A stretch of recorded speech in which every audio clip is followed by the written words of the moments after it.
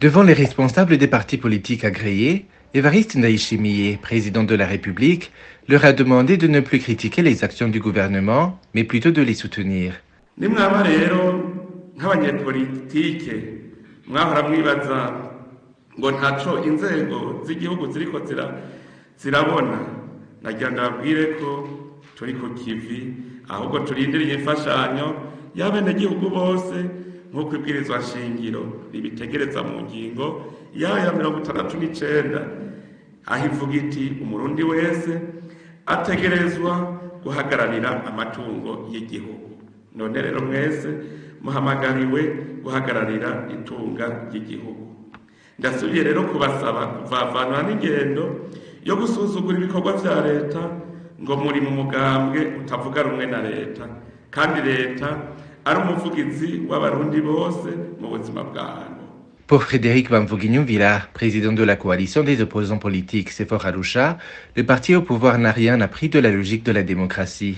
Car selon lui, avoir un pouvoir ne veut pas dire imposer la vérité. Au fur et à mesure qu'on avance dans le temps, on constate que la différence entre le parti au pouvoir et les partis de l'opposition tend à ne pas se faire remarquer. Parce que les discours souvent ne diffèrent pas, à part le CNL comme je le souligne bien. En réalité, la cohabitation de l'opposition et d'un parti qui a gagné les élections, qui a réellement gagné les élections, c'est une cohabitation qui doit être clarifiée, qui doit être consignée dans la Constitution.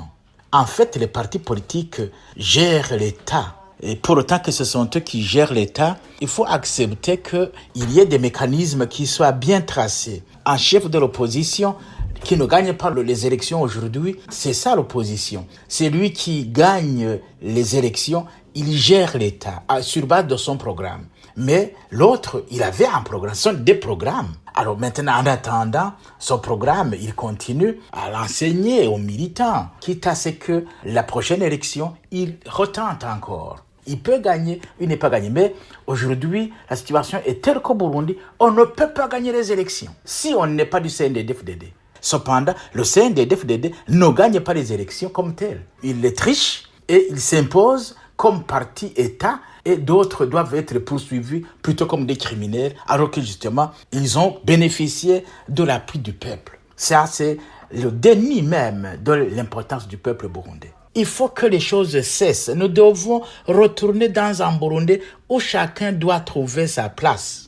Mais ce n'est pas en disant, vous les partis politiques, suivez-moi, il faut soutenir l'État. Mais l'État qui fait quoi? Qui manque du carburant?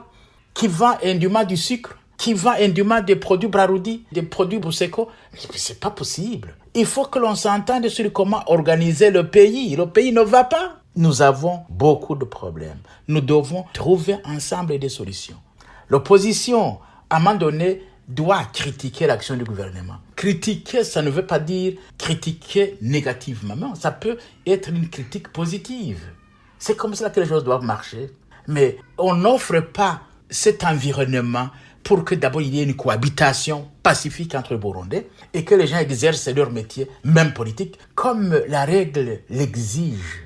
Ce n'est pas que tu as les armes que tu dois t'imposer la vérité. Vous saurez que cette retraite de 2 jours a été organisée par le ministère de l'Intérieur dans le but de récolter des avis et des propositions des différents partis politiques pour une bonne gestion du pays.